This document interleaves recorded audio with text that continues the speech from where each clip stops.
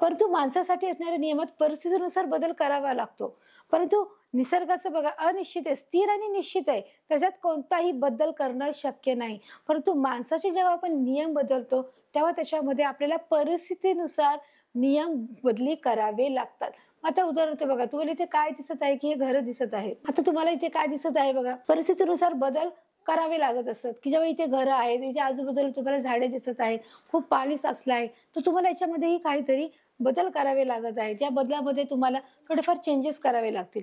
परंतु माणसासाठी असणाऱ्या नियमात परिस्थितीनुसार बदल करा. परंतु जे आपण मनुष्य प्राणी आहोत तर आपल्याला त्याच्यामध्ये काहीतरी गोष्टीची चेंजेस करावे लागणार. सपोज काही घरं आहेत, ते घरामध्ये समजा तिथून समजा एखाद्या चांगल्या गोष्टीसाठी तिथून रस्ता तयार करायचा आहे, बरोबर, आणि तिथून काहीतरी विमानतळ बनवायचं आहे जे सर्वांसाठी जवळचं आहे, किंवा एखादा बस स्टॉप करायचा आहे तिथे सर्वांना बाबा उपयोगाचं ठरणार आहे की आपलं काही जे अंतर आहे ते बरेच 2 तासाचं जे अंतर आहे तेच आपल्या अर्ध्या 1 तासामध्ये आपलं कव्हर होणार आहे. तर तिथून रस्ता काढ, तर मग आपल्याला कधीतरी काय करावं लागतं, नियमात बदल करावा लागतो.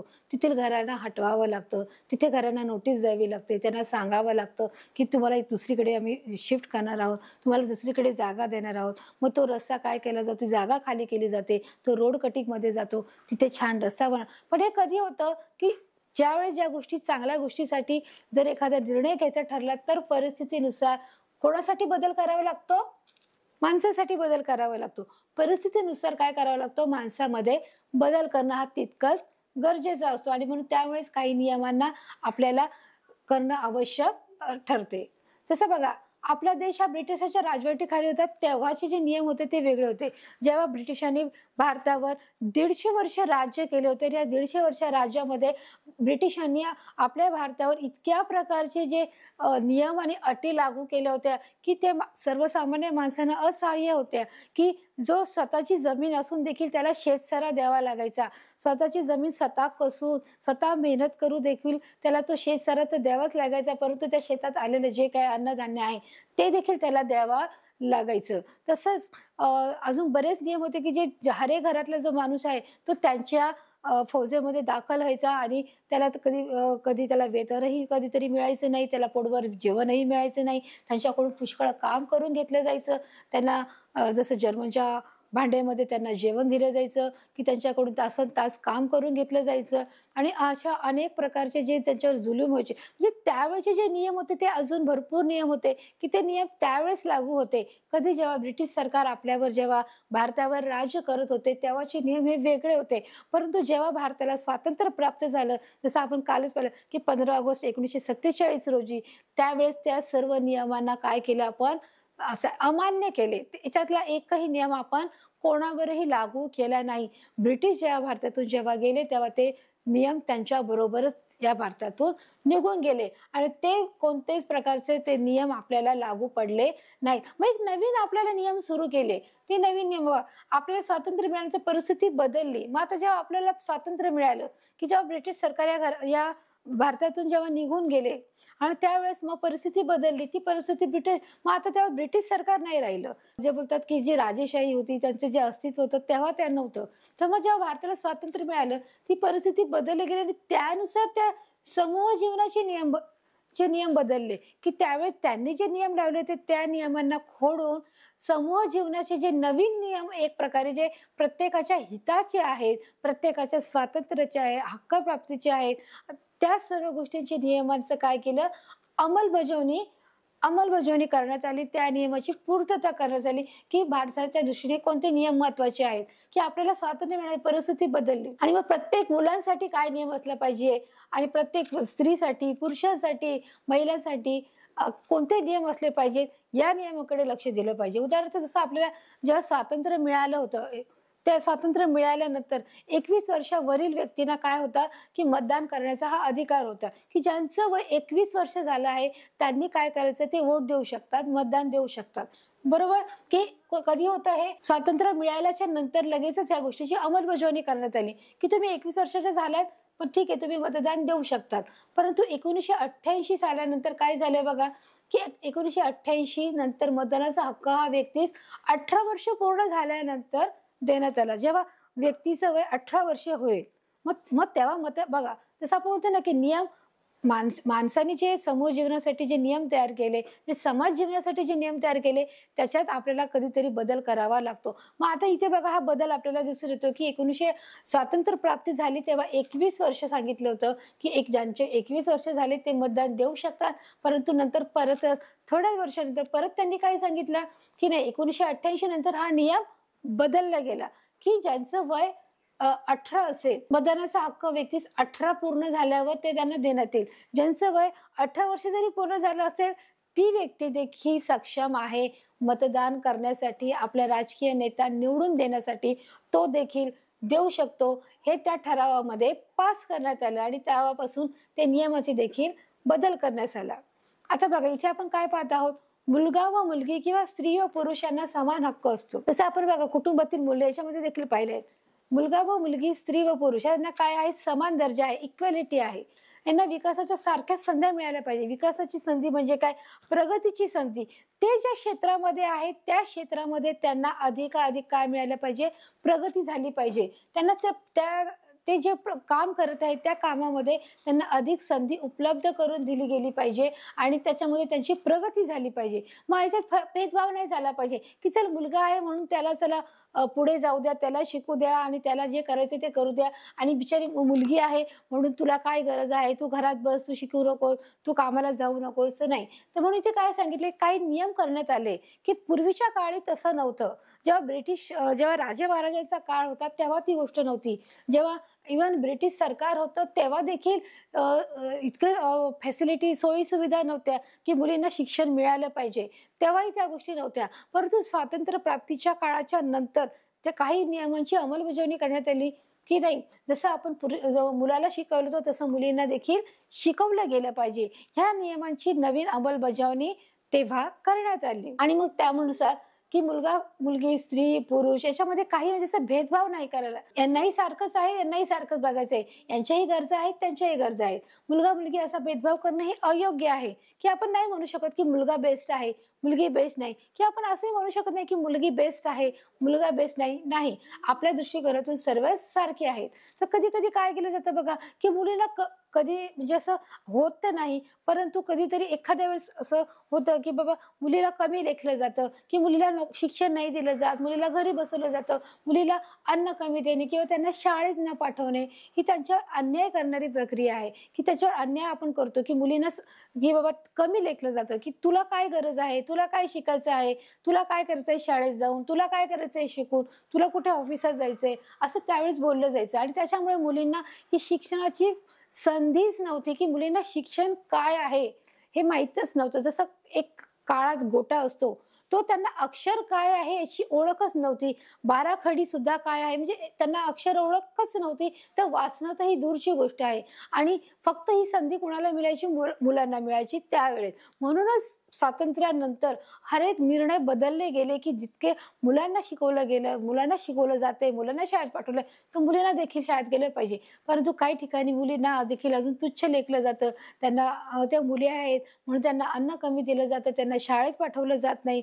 आणि त्यांच्यावर हर एक म्हणजे अन्याय केला जातो. म्हणजे हा एक प्रकारचा त्यांच्यावर काय आहे, अन्याय आहे. आणि मग त्याच्यामुळे त्यांना घरात बसवलं जातं, की घरातली कामं केली जातात. तसेच कोणत्याही प्रकारचा अन्याय होऊ नये म्हणून नियम करावे लागतात, की कोणावरही अन्याय होऊ नये. जरुरी नाही की मुलगी आहे म्हणूनच, मुलगा असेल तरी पण त्याच्यावर अन्याय होता कामा नये. स्त्री आहे, पुरुष आहे, कोणीही असू देत, त्याच्यावर अन्याय होता कामा नये. आणि म्हणूनच नियमाची काय केली जाते, अंमलबजावणी केली जाते. नियम हे तयार केले जातात. कोणासाठी, हे आपल्या मानवासाठी, समाज हितासाठी आणि समाजातील हर एक नागरिकांसाठी नियम काय केले जातात, हे तयार केले जातात. कोणासाठी, इथे जसं तुम्हाला दिसत आहे पाटी वाचवा, की पाटी लिहिली आहे मुलगी वाचवा, मुलगी वाचवा, की म्हणजे असं नाही की मुलगीच वाचवा, मुलगा आणि मुलगी हे सारखेच आहेत. दोघांनाही आपल्याला वाचवायचं आहे आणि त्याचं चांगलं संगोपन करायचं आहे.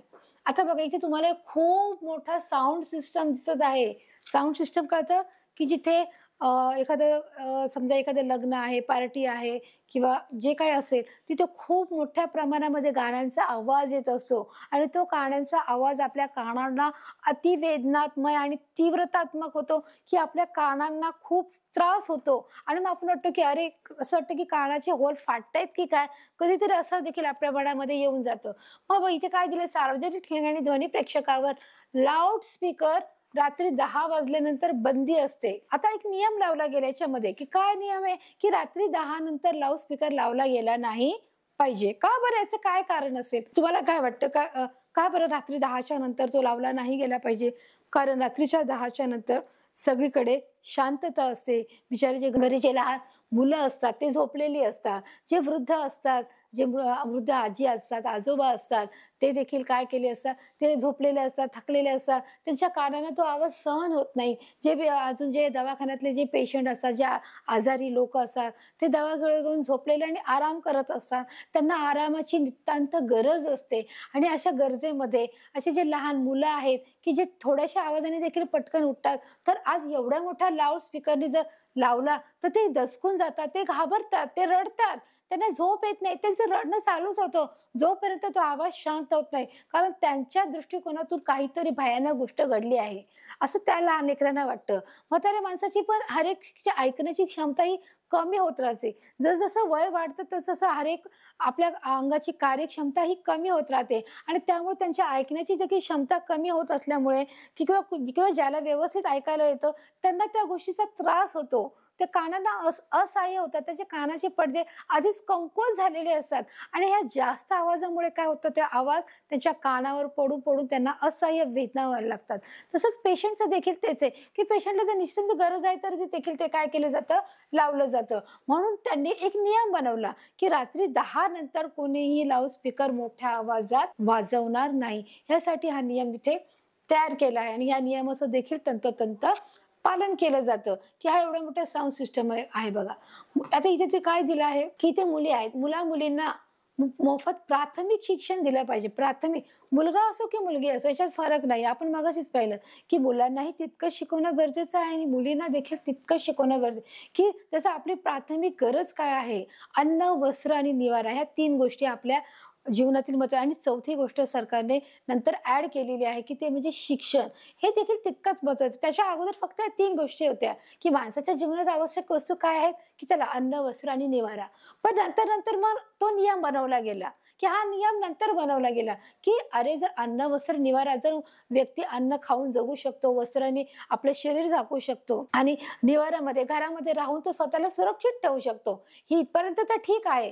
परंतु जर ह्या सगळ्या गोष्टी मिळाल्यानंतर तो स्वतःच्या पायावर उभा कसा राहणार? पुढची स्टेप काय असणार आहे? तर त्याच्याबरोबर त्याला शिक्षणाचीही तितकीच गरज आहे आणि म्हणून आता नवीन नियमानुसार, की शिक्षण हे देखील या गोष्टीमध्ये जोडलं गेलेलं आहे. अन्न, वस्त्र, निवारा आणि शिक्षण ही चौथी गोष्ट याच्यामध्ये नियमानुसार सुरू केली आहे, की मुला-मुलींना मोफत प्राथमिक शिक्षण. प्राथमिक म्हणजे बेसिक जे आहे, जे प्रायमरी एज्युकेशन आहे, की ज्यांना अक्षर ओळख आहे, की ज्यांना बाराखडी माहिती आहे, ज्यांना अंकगणित माहीत आहे, की ज्यांना हर एक गोष्टीची ओळख आहे, की ते वाचू शकतात. पहिले ते 1 ते 100 अंक आहेत किंवा जे बाराखडी आहे, जे अक्षर ज्ञान आहे, त्या सगळ्या गोष्टीची त्यांना ओळख आहे. त्याच्याद्वारे ते लिहू शकतात, त्याद्वारे ते वाचू शकतात.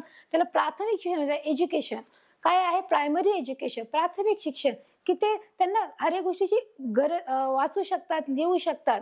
जी अक्षर ओळख आहे, जी बाराखडी आहे, जी मुळाक्षरे आहेत, ती त्यांची ओळख आहे, मुळाक्षरांची ओळख आहे, की हे बेसिक शिक्षण आहे. ते प्रत्येक मुला-मुलींना दिलं गेलं पाहिजे, जेणेकरून त्यांना वाचता आलं पाहिजे. कमीत कमी आपलं नाव वाचता आलं पाहिजे. आपल्या घरातील हर एक सदस्याचं नाव लिहिता आलं पाहिजे, वाचता आलं पाहिजे.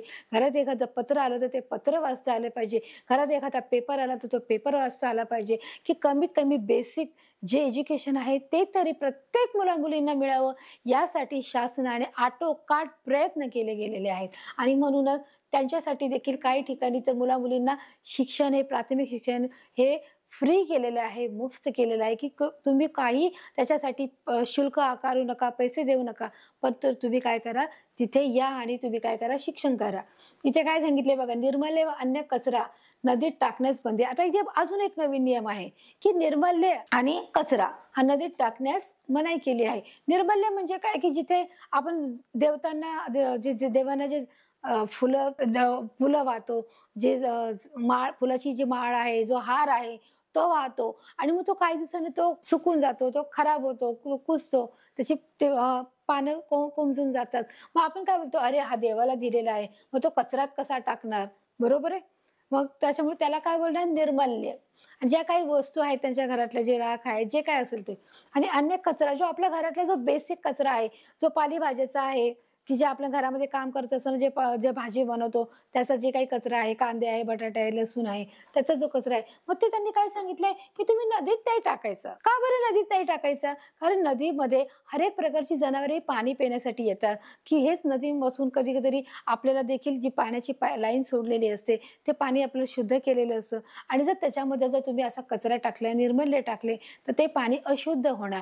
ते पाणी अशुद्ध झालं जर ते आपण पिलं तर आपल्याला अनेक प्रकारचे रोग निर्माण होतील आणि आपल्याला अनेक डिसीजेस झाले तर मग आपल्याला साहजिकच आहे, आपली तब्येत जर खराब झाली तर आपल्याला दवाखान्यात जावं लागेल. आणि त्याच्यामुळे त्या अशी असंख्य लोकांची च्या जीवनाचा प्रश्न आहे, की त्याच्यामुळे त्यांची तब्येत खराब होऊ नये, त्यांना चांगला एक आयुर्मान मिळावं, त्याच्यासाठी त्या सर्व गोष्टीची काळजी घेतली जाते. आणि त्यामुळे त्या नियमांचं त्यांनी पालन करायला सांगितले, की तुम्ही इथे काय केलं नाही पाहिजे, जे काही कचरा आहे ते तुम्ही काय केलं नाही पाहिजे, तुम्ही नदीत नाही टाकला पाहिजे. त्यासाठी देखील एक नियम केलाय, की तुम्ही नाही टाकायचं. तिथे लिहिलंय, की बघा तुम्ही हर एक ठिकाणी इथे कचरा टाकू नये, ही पाटी दिलेली असते. तसेच बघा इथे दिले, कौटुंबिक हिंसापासून महिलांना संरक्षण दिले, डोमेस्टिक व्हायलन्स, की हर एक ठिकाणी तर नाही म्हणता येणार, पण काहीतरी कोणत्या तरी गोष्टी भागामध्ये कधीतरी असं होतं, नेहमी होत नाही, की घरामध्ये देखील महिला सुरक्षित नसतात, किंवा त्या घरात देखील महिलांना काय केलं जातं, डोमेस्टिक व्हायलन्स असतो, की त्यांना संरक्षण नसतं, की त्यांच्यावर हिंसा केली जाते, त्यांच्यावर अत्याचार केला जातो, त्यांच्याकडून खूप सारं काम करून घेतलं जातं, त्यांना जेवण दिलं जात नाही, त्यांना उपाशी ठेवलं जातं, त्यांना रात्रीचं देखील दिवसभर काम असतं, त्यांना रात्रीची देखील झोप दिली जात नाही, रात्री देखील काम करून घेतलं जातं. अशा वेळेस त्याला काय बोलणार आपण, डोमेस्टिक व्हायलन्स. कौटुंबिक हिंसेपासून, कौटुंबिक हिंसा म्हणजे घरातल्याच व्यक्तीकडून त्यांच्याकडून झालेले काय असे अत्याचार असतो, त्याला काय बोलणार, कौटुंबिक हिंसा बोलणार. त्याच्यासाठी देखील एक नियम तयार केले आहेत, की ते होऊ नये म्हणून त्यांना देखील काय केलं जातं, एक नियम तयार केला जातो, की तुम्ही रितसर जाऊन तुम्ही काय करू शकता, पोलीस स्टेशनमध्ये जाऊन कंप्लेंट देऊ शकता. आता बघा इथे पण काय दिले, बालकामगार म्हणजे चाइल्ड लेबर नेमणुकीवर बंदी, की जे लहान मुलं आहेत ते लहान वयामध्येच काय करत असतात, कामावर जात असतात. कशासाठी जात असतील बरं? का तर त्यांच्या घरची जी परिस्थिती आहे ती अगदी हालाकीची असते. जे पैसे ज्यांचं रोजच्या रोज पैसे मिळून ते घराचं काय करत असतात, उदरनिर्वाह करत असतात. आणि त्याच्यामुळे त्यांना रोजच्या खाण्याची देखील खूप चिंता असते, की आज मिळालं आहे परंतु उद्या मिळेल की नाही याची त्यांना शाश्वती नसते. आणि त्याच्यामुळे ते काय करत असतात, की ते आपल्या घरातील हर एक व्यक्ती, जेवढे व्यक्ती असेल तेवढ्या व्यक्तींना कामावर लावतात, जेणेकरून त्यांना जास्तीत जास्त पैसा मिळेल आणि त्यांना ते पैसे हातात आल्यामुळे त्यांना ते रोज जेवण खाता येईल. त्याच्यासाठी त्या घरातल्या हर एक व्यक्तींना, मग ते त्या मुलाचं वय 18 असो नसो, तो मोठा झाला आहे नाही हे नाही बघत, की चला बाबा माझ्याकडे एक मुलगा आहे, मुलगी आहे, तुम्ही याला कामाला घेऊन जा आणि त्याचे जे काही पैसे आहेत ते त्याला द्या. मग त्याच्यामुळे लहान मुलांचं काय केलं जातं, की लहान मुलांची शाळा सुटली जाते, लहान मुलांचं बालपण हिरावलं जातं, लहान मुलांचे जे शिकण्याची जी जिद्द असते ती निघून जाते आणि मुलांचं एक कुठेतरी निरागसपणा, एक हारण्याची क्षमता त्याच्यामध्ये निर्माण होते आणि त्यांची जी प्रगती होण्याची जी ती त्यांची अधोगती होत जाते. आणि मग घरातल्या परिस्थितीमुळे डिप्रेशन येतं, अशा अनेक गोष्टी त्याच्यामध्ये घडतात. आणि त्याचा सर्वांचा विचार करून मग सरकारने नियम घेतला, की नाही, की आपल्याला काय केलं पाहिजे, की बाल कामगाराच्या नेमणुकीवर काय केली पाहिजे, आपल्याला बंदी आणली पाहिजे, की चाइल्ड लेबर असता कामा नये. जर मूल मोठं झालं आहे तर स्वतःहून करत असेल, 18 वर्षाच्या पुढे असेल तर ती गोष्ट वेगळी, पण 18 वर्षाच्या खालील जो व्यक्ती, जो मुलगा मुलगी काम करत आहे त्याच्यावर चाइल्ड लेबर म्हणून केस आपण करू शकतो. हा एक नियम तयार केलेला आहे, की त्याच्यावर तुम्ही मुलांवर सक्ती करू शकत नाही. आता बघा इथे काय दिलेलं आहे, की जंगल तोड व शिकारीवर बंदी, की आपण जसं पाहतो, की निसर्गाच्या नियमांमध्ये जसं आपण बोलतो, की निसर्गाचा जो स्वतःचा जो नियम असतो, इथे काय जंगल तोड आहे, इथे आपल्याला झाडांना तोडण्यास मनाई केली आहे. का बरं थोडं मनाई केली असेल? कारण जर जितके तुम्ही झाडं तोडाल तितके काय होईल, आपलं ऑक्सिजन निर्माण होणार नाही आणि जेव्हा पाऊस पडण्याची वेळ येईल तेव्हा झाडांमुळे काय पडतो, पाऊस पडतो आणि जर झाडच नाही राहिले तर पाऊसही पडणार नाही. जेव्हा आपण उन्हाळ्यामध्ये दमून थकून भागून जातो तेव्हा आपण सावलीखाली कुणाच्या बसणार? बरोबर? आपण झाडाखाली कोणाच्या बसणार? तर झाड जर सावली देणार नाही, फळ देणार नाही, फूल देणार नाही, पान देणार नाही, आपण आपल्या आयुष्यातील किती मोठी गोष्ट गमावत आहोत. आणि त्याचबरोबर झाड हे अनेक पक्ष्यांचं जे घर आहे, ते घरटं देखील त्यांच्याकडून हिरावून घेतलं जाणार आहे. मग अशा सगळ्यांचा विचार करून सरकारने काय नियम केला की नाही, की झाडांवर काय करायचं आहे, जंगलतोडीवर बंदी आणायची आहे, की एकही झाड तोडता कामा नये. जंगलतोडीवर काय बंदी आणली आहे. मग शिकारीवर देखील बंदी आणली आहे, की म्हणजे जे मुके प्राणी आहेत त्यांची कशाला शिकार करायची आहे, त्यांची शिकार करता कामा नये. ठीक आहे, ते जरी हिंस्र असले तरी देखील त्यांची शिकार करता कामा नये. त्यांना देखील जीव आहे आणि त्यांचं संगोपन करायला पाहिजे. हा देखील एक नियम त्यांनी काढलेला आहे. बघा, समाजामध्ये अनेक भागामध्ये, अनेक देशामध्ये अशा काही रूढी परंपरा आहेत, की जिथे त्या अयोग्य आहेत. बरोबर? त्या आपल्या समाजाच्या फायद्याच्या नाहीत, की ज्या रूढी परंपरा आहेत, की ज्याचा आपल्या समाजाला काही उपयोगच नाहीये. तरी देखील ते आपण फॉलो करतो. तरी देखील ते आपण चालू ठेवतो, की नाही मला माझ्या वडिलांनी सांगितले, त्यांना त्यांच्या वडिलांनी सांगितले आणि त्यांना त्यांच्या वडिलांनी, म्हणून मला करायचं आहे आणि त्याचा काहीही फायदा होत नाही. अशा बऱ्याच रूढी परंपरा ज्या आपल्या भारतामध्ये आहे, देशामध्ये आहेत, की ज्याचा आपल्या समाजाला काहीही फायदा होत नाही, ते देखील बदलण्याचा नियम सरकारने केलेला आहे, की तुम्ही ह्या बदलला गेल्या पाहिजे. ज्या अनिष्ट प्रथा आहे, ज्याचा काहीच उपयोग नाहीये. उदाहरणार्थ बघा, आता काय आहे, की उदाहरणार्थ जातीभेद आहे. जातीभेद म्हणजे काय आहे मुलांनो, की जातीभेद म्हणजे काय असते? हे जातीभेद म्हणजे काय आहे, की जिथे जात-पात पाहिली जाते, की नाही बाबा मी ह्या जातीचा, त्या जातीचा, असं काही नसतं. सगळे मनुष्य म्हटल्यावर सगळे हे सारखे असतात. त्यामुळे समाजात उच्च-नीच अशी दरी निर्माण होते, की बरोबर आहे, की सगळ्यात पहिले म्हणजे जो गरीब असेल तर तो साहजिकच आहे, तो बिचारा आपल्या घरामध्ये छोट्या घरात राहील. जो श्रीमंत आहे तो एक त्या आपल्या बिल्डिंगमध्ये किंवा अजून त्याचा जो काही बंगला असेल त्याच्यामध्ये राहील. बरोबर आहे. तर मग त्याच्यामुळे काय होतं, जे त्याच्या घरातली जी मुलं आहेत त्यांना ते फरक जाणवतो, की अरे मी तर एका छोट्या घरात राहतो, हा एका मोठ्या बंगल्यात राहतो. मग तिथून ती काय होते, एक मोठी दरी निर्माण होते. त्याला बोलतात दरी. दरी म्हणजे काय, की एक फूट पडते, की जी एकदम खोलवर जाते, की त्यांना समजतं, की अरे आपलं मॅच होणं कुठेतरी खूप अशक्य आहे, की त्याच्यामुळे ती विषमता, मग त्याच्यामध्ये विषमता वाढते. विषमता म्हणजे कोणती समानता नसते. विषमतेचा अर्थच काय, समानता नसणे. त्याच्यामध्ये विषमता वाढते आणि म्हणूनच जातीभेद त्याच्यातून नष्ट करणे हे एक समाजाने म्हणजे सरकारने नियम घेतला, की नाही, की प्रथम जर आपल्याला याच्यातून जातीभेद निर्माण केला, जातीभेद जर आपण याच्यातून आपल्या समाजातून काढून टाकला, तरच त्याच्यातून काय होईल, विषमतेचं प्रमाण हे काय होईल, कमी होईल. आणि त्याच्यामुळे आपण दुसरं पाहतो, की बघा ही लहान लेकरं आहेत. ह्या लहान लेकरांवर देखील त्याच्या गोष्टीचा परिणाम होत असतो, की अस्पृश्यता ही एक अमानुष आणि अन्यायकारक प्रथा आहे. अस्पृश्यतेचा अर्थ काय, की एकमेकांना स्पर्श न करणे, त्याला अस्पृश्य बोलतात, की जो श्रीमंत आहे, जो गरीब आहे, त्यांनी एकमेकांना काय करायचं नाही, स्पर्श करायचं नाही. मग त्याच्यामुळे ती अस्पृश्यता, त्याला बोलतात अस्पृश्यता, की स्पर्श न करणे. ही हा एक अमानुष आणि अन्यायकारक प्रथा आहे, की अमानुष म्हणजे माणसाला न कळणे किंवा अमानुष म्हणजे बोलतो, की एकदम घाणेरडी प्रथा आहे. अन्यायकारक म्हणजे जिथे एका माणसावर अन्याय झालेल्या सारखं, की नाही हे बरोबर नाहीये.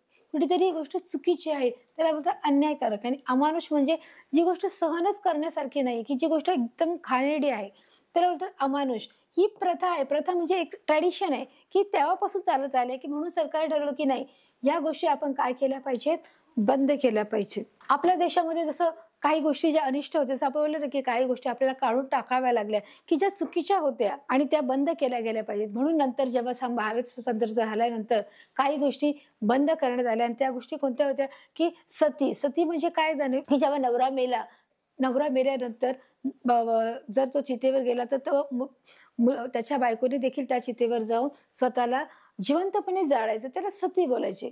की सती खूप भयानक कृत्य होतं, की तिची इच्छा असो नसो तिला ते जाणं भागच होतं, की तिचा नवरा गेला तर तिला देखील सतीला जायचंच आहे, म्हणजे त्या चितेवर तिला देखील बसायचं आहे. बालविवाह म्हणजे काय, की दोघांचीही वय आहे ती लहान असणारी, मुलगा मुलगी यांची लहान वयातच लग्न व्हायची. अगदी 10-10 वर्षामध्ये 8-8 वर्षामध्ये देखील यांची लग्न होऊन जायची त्यावेळेस, आता नाही.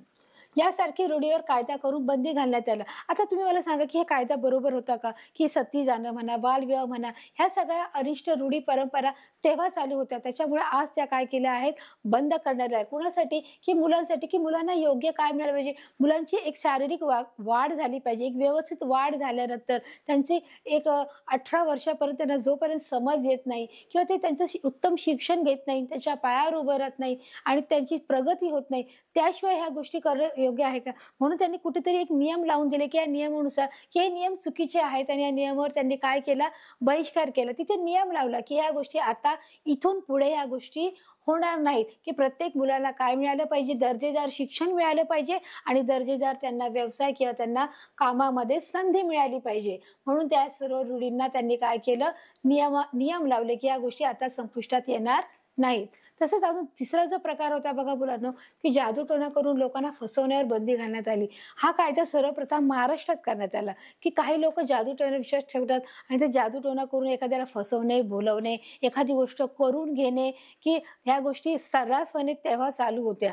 परंतु नंतर ह्या गोष्टीवर बंदी आणण्यात आली आणि सर्वात प्रथम बंदी महाराष्ट्र देशामध्ये ही करण्यात आली. त्यापासून त्या सगळ्या भागामध्ये त्याची बंदी करण्यात आली. तर जादूटोणा या गोष्टीवर आपला विश्वास नसतो. आपण लोक हे विश्वास ठेवायला भाग पडतात. आता बघा आपण पाहणार आहोत, की लग्नात हुंडा घेणे, डावरी ज्याला घेण्याच्या प्रथेला कायद्याने बंदी घातली आहे, की जेव्हा काही एक विशिष्ट प्रथा आहे, की जे काही भागामध्ये केली जाते, की जेव्हा लग्न होण्याच्या वेळेस काही एक ठराविक रक्कम घेतली जाते, त्याला काय बोलतात, हुंडा बोलतात किंवा डावरी बोलतात, की ती प्रथा आजही काही भागामध्ये चालू आहे. परंतु ती उघडपणे नाही, ती गुप्तपणे घेतली जाते. परंतु हे घेणं देखील चुकीचं आहे, की एखाद्या मुलीकडच्या लोकांकडून पैसे घेणं आणि मग लग्नाला उभं राहणं ही चुकीचं आहे. त्यामुळे ही देखील हुंडा घेणं ही पद्धत देखील आता कायद्याने गुन्हा मानला गेला आणि जर अशा प्रकारची कोणी तक्रार जर दिली, तर ती तक्रार देखील आज नोंदवून घेतात आणि त्याच्या विरुद्ध कायदा हा काय करतो, ॲक्शन घेतो. आता बघा आपण पाहूया, की चुकीच्या रूढी परंपरामुळे समाजातल्या काही लोकांच्या वाटेला उपेक्षा येते, त्यांना शिक्षण घेता येत नाही, की काही लोक काय करतात, चुकीच्या रूढी असतात, जे जादूटोणा करत असतात, जे लिंबू मिरची फिरवत असतात, त्या गोष्टी त्यांचा विश्वास आहे आणि मग काही गोष्टी त्यांच्या मनावर बसलेल्या असतात.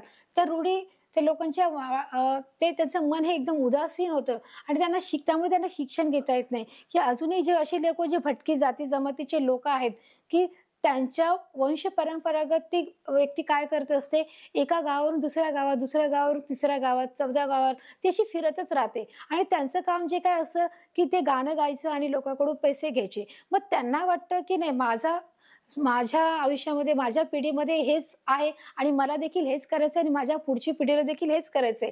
त्याच्यामुळे ते शिक्षणापासून वंचित राहतात. त्यांना शिक्षण घेण्यामध्ये रस वाटत नाही. त्यांना त्यांची स्वतःची प्रगती व्हावी असं वाटत नाही. त्यांना धन्यता कशात वाटते, की नाही माझ्या वडिलांनी ते काम केले, माझ्या आजोबांनी ते काम केले, त्यामुळे मला हे करायचं. नाहीतर काय होईल, की काहीतरी अनिष्ट होईल, काहीतरी कोप येईल, काहीतरी माझ्यावर अरिष्ट येईल आणि काहीतरी माझ्या आयुष्यामध्ये चुकीचं घडेल, असं त्यांना ते वाटत असतं आणि त्याच्यामुळे त्या काय करतात, शिक्षण घेण्याकडे त्यांचा कल नसतो आणि म्हणून त्यांच्या मनामध्ये एक उदासीनता असते, की त्यांच्या वाटेला एक अपेक्षा नसते, की बाबा आपण काहीतरी जीवनामध्ये नाही, माझं जे आहे मी तेच करणार आहे, मला मात्र दुसरं काही करायचं नाही, मला जे चाललंय मी तेच त्या गोष्टीमध्ये काय करणार आहे, पुढे जाणार आहे. चुकीच्या रूढी परंपरेमुळे समाजात काही लोकांच्या जे बोलतात, की जे मुलं आहेत, की त्यांना जे वाटतं, की नाही आपण जे करतोय तेच आपल्याला पुढे करायचंय. प्रगतीची संधी मिळत नाही व रोजगार मिळत नाही, त्यामुळे गरिबी वाटेल येते आणि मग अशा वेळेस काय होतं, की प्रगतीची संधी मिळत नाही त्यांना, की त्यांना प्रगती करायची इच्छाच होत नाही, त्यामुळे प्रगतीची संधी मिळत नाही, त्यामुळे त्यांना रोजगार मिळत नाही आणि मग अशा परत त्यांच्या वाट्याला काय येते, निराशा येते आणि त्याच्यामुळे गरिबी येते. बरोबर? की त्यांना म्हणजे त्यांच्या जीवनातली जी काही निरक्षरता आहे ती त्यांना प्रगतीच्या वाटेकडून खेचून घेते, प्रगतीच्या वाटेकडून जात नाही आणि त्याच्यामुळे त्यांना ती संधी मिळत नाही, की आपण आपल्या आयुष्यामध्ये बाबा पुढे कोणता टप्पा पार पाडायचा आहे, आपल्याला कोणत्या गोष्टीकडे रोजगार मिळावा या दृष्टिकोनातून कोणती संधी उपलब्ध आहे त्या गोष्टीकडे जात नाहीत आणि त्यामुळे त्यांच्या वाट्याला काय येते, ही गरिबी येते आणि या सगळ्या कोणत्या गोष्टीमुळे रूढी, चाली, परंपरा या गोष्टी त्यांच्या जीवनामध्ये घर करून बसलेले असतात, की नाही मला हेच करायचं आहे. गरिबी आणि शिक्षणाचा अभाव या आपल्याला सामाजिक जीवनातील फार मोठ्या अडचणी आहे. जर आपल्याला शिक्षण घेतलं तर आपली गरिबी ही हटणार आहे. गरिबी आणि शिक्षण ही जीवनातील मोठी अडचण आहे. ही अडचण जर आपल्याला काढायची असेल तर आपल्याला सर्वात प्रथम शिक्षण घ्यावं लागेल. शिक्षण घेतल्यावरच आपल्याला काय करावं लागेल, गरिबी ही आपोआप दूर केली जाणार आहे. आणि म्हणून आपला शिक्षण हा आपल्या जीवनातील अविभाज्य भाग आहे. जर शिक्षण नसेल तर आपल्याला पाहिजे ते काम करावं लागेल आणि पाहिजे ती गोष्ट जे जे लागेल ते आपल्याला काम करावं लागेल आणि ज्या गोष्टी आपल्याला मिळत आहेत किंवा जे लोक आपल्याला देत आहेत ते गोष्टी आपल्याला काय करावं लागेल, खाव्या लागतील. आपलं राहणीमान काय होईल, दर्जेदार होणार नाही. आपण सर्वजण एकत्रितपणे करू. जर आपण शिक्षण घेतलं तर आपण काय करू, की एकत्रितपणे आपल्याला काम करण्याची संधी उपलब्ध होणार आहे. आणि ती संधी कशामुळे उपलब्ध होणार आहे, जर आपण शिक्षण घेतलं आहे तर शिक्षणाच्या जोरावर आपण आपली गरिबी हटवणार आहोत आणि एक दर्जेदार शिक्षणाद्वारे आपण एकत्रितपणे काम करून ते काम अधिक यशस्वीरित्या आपण काय करणार आहोत, पार पाडणार आहोत. आणि त्याच्यासाठी हे शिक्षण फार गरजेचं आहे. आता आपण इथे पाहणार आहोत पर्यावरण रक्षण, प्रोटेक्टिंग अवर इन्व्हायरमेंट. काय आहे इथे, की पर्यावरणाचं आपण कशा प्रकारे रक्षण करणार आहोत. समाजात समता, न्याय, इक्वॅलिटी अँड जस्टिस प्रस्थापित करण्यासाठी जसे कायदे आवश्यक असतात तसं बघा इथे समाजामध्ये काय आहे, समता आहे. समता आणि काय सांगितलंय, न्याय. समता व न्याय. समता म्हणजे काय, की एक प्रकारे एकसारखेपणा, की विविधता नाहीये, एकसारखेपणा. न्याय आहे म्हणजे जस्टिस आहे. इक्वॅलिटी आहे. समता म्हणजे इक्वॅलिटी, एकसारखेपणा. आणि जस्टिस जर करायचं असेल तर त्याच्यामध्ये काही कायदे आणि सुव्यवस्थेची आपल्याला काय आहे, गरज आहे. ते कशा प्रकारे, की बाबा कायदा कोणासाठीही वेगळा नाहीये, समान आहे आणि सारखा आहे. तो कोणासाठी बदलत नाही. मग तो पर्यावरणाचा कायदा असू दे किंवा वाहतुकीचा कायदा असू दे, निसर्गाने केलेला जो कायदा आहे, ते अनेक कायदे निसर्गावर अवलंबून असतात. आपल्याला अनेक गरजांची पूर्तता ही निसर्गामुळेच होत असते. कशी काय होत असते बघा, हे बघा, की आपल्याला अनेक गरजांची पूर्तता ही निसर्गामुळे कशी काय होते, की जेव्हा पाऊस पडतो तेव्हाच पीक येतं आणि त्या पिकामुळे काय होतं, आपल्याला धान्य मिळतं आणि ते धान्य मिळालं तरच आपण ते बाजारात जाऊन विकतो आणि म्हणूनच आपण त्याचं काय होतं, त्याच्यावर अवलंबून असतो. जेव्हा पाऊस पडणार तेव्हा शेती होणार आणि आपण पीक मिळणार. आपल्या येणाऱ्या पिढींनाही नैसर्गिक साधनाची देखील तेवढीच काय असते, गरज असते. आणि पाऊस पडल्यानंतर ती आपल्याला पिकं मिळणार, पिकं आल्यानंतर ती बाजारात जाऊन विकणार आणि आपल्यानंतर येणाऱ्या पिढींनाही नैसर्गिक साधन संपत्ती ही काय तर पुरवली. नॅचरल रिसोर्सेस, जे नॅचरल जे रिसोर्सेस आहेत, जे आपल्या पृथ्वीवरील जे नॅचरल रिसोर्सेस आहेत, जे वायू आहे, जे मिथेने आहेत, जे गॅसेस आहेत, हे नॅचरल रिसोर्सेस आहेत. ते पुढच्या पिढीला देखील मिळाले पाहिजे, त्याची देखील आपण काळजी घेतली पाहिजे, की त्यांना ते कशा प्रकारे मिळतील. यासाठी आपण काय केलं पाहिजे, याचं संवर्धन केलं पाहिजे, जपलं पाहिजे, की ते आपल्याला मिळाले परंतु आपल्यानंतर ते पुढच्या पिढीला कसं मिळेल याची देखील आपण अधिक दक्षता काय केली पाहिजे, घेतली पाहिजे. आपण पुढे पाहिलं, की आपण सारांश काय पाहिला आहोत, की सारांशमध्ये माणसासाठी असणाऱ्या नियमामध्ये हा बदल होतो, की माणूस जेव्हा निर्माण करतो तेव्हा त्याच्यामध्ये बदल होत असतो, बरोबर. त्याच्यामध्ये आपण थोड्याफार प्रमाणात बदल करतो. पूर्वीच्या काळी हे नियम हे धार्मिक परंपरेनुसार असायचे. ते त्या रूढी आणि परंपरेच्या प्रकारामध्ये असायचे. अनिष्ट अमानुष रूढी आणि परंपरेच्या विरोधात ते कायदे केले जायचे. ज्या अनिष्ट प्रथा होत्या, ज्या परंपरा होत्या, त्याचे जे कायदे असायचे त्यावेळेस केले जायचे. परंतु आता हर एक कायद्यामध्ये ती काय केली आहे, नवीनता निर्माण आणि काळानुसार त्या नियमामध्ये बदल देखील केला गेलेला आहे. तर अशा प्रकारे मुलांना आज आपण शिकलो की नियम सर्वांसाठी, ते कोणाकोणासाठी आहे आणि मनुष्यासाठी आहे, पर्यावरणासाठी आहे, वाहतुकीवर आहे आणि सगळ्या गोष्टीवर म्हणजे जे स्त्री पुरुष समान कायदा आहे त्याच्यासाठी आहे. आणि या सर्व गोष्टी आपण पाहिले की नियमाची काय गरज आहे, त्याच्याने काय फायदे होतात, या सर्व घटकांचा आपण या गोष्टीमध्ये, या पाठामध्ये आपण अभ्यास केलेला आहोत. मला वाटतं हा पाठ तुम्हाला नक्कीच समजला असेल. भेटूया पुढच्या भागामध्ये.